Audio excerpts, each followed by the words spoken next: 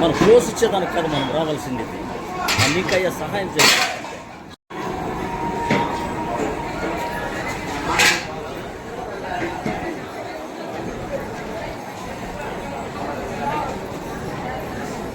వాళ్ళు వస్తారు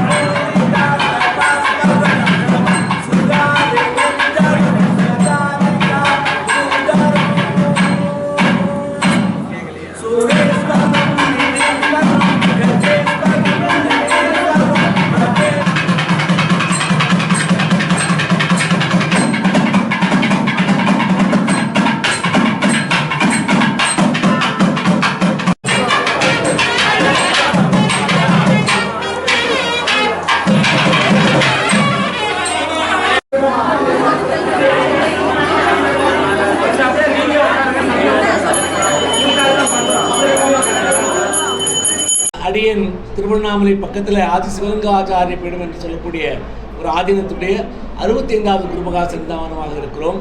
அடியன் கடந்த 2 ஆண்டுகளுக்கு முன்பாக ராஜகோபுர திருப்பணி செய்து கும்பாபிஷேகம் செய்து முதல் ஆண்டு சம்பத்சராபிஷேகம், 2வது ஆண்டு சம்பத்சராபிஷேகம் அம்பாள் செய்யக்கூடிய வாய்ப்பினை எனக்கு கொடுத்திருக்கிறாள். அம்பாளுக்கு இந்த நிர்வாகக் குழுவிற்கும் என்னுடைய மனமார்ந்த நன்றி. அன்னை கோட்டை மாரியம்மையினுடைய 2ஆம் ஆண்டு சம்பத்சராபிஷேக விழாவானது நேற்று மாலை தொடக்கமாக மங்கள இசை, வேத பாராயணம், திருமுறை பாராயணம் மற்றும் 108 சங்க ஸ்தாபனம் மற்றும் கலச அலங்காரங்கள் எல்லாம் நடைபெற்று முதல் ஒரு கால பூஜை நேற்று இரவு 10:30 மணி அளவிலே நிறைவு பெற்றது.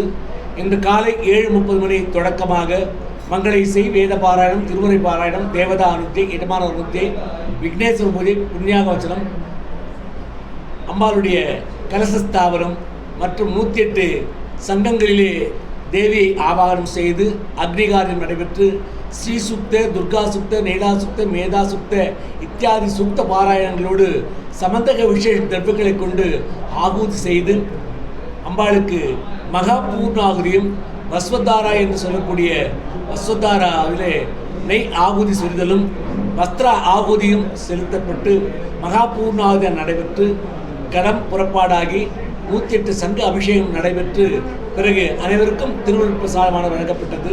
இதில் பல்லாயிரக்கணக்கான மக்கள் நேற்று முதல் கலந்து கொண்டார்கள்.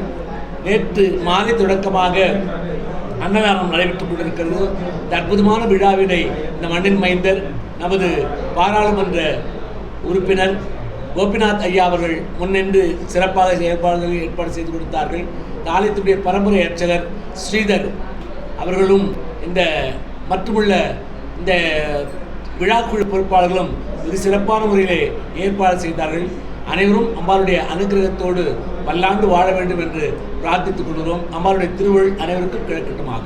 மகிழ்ச்சி.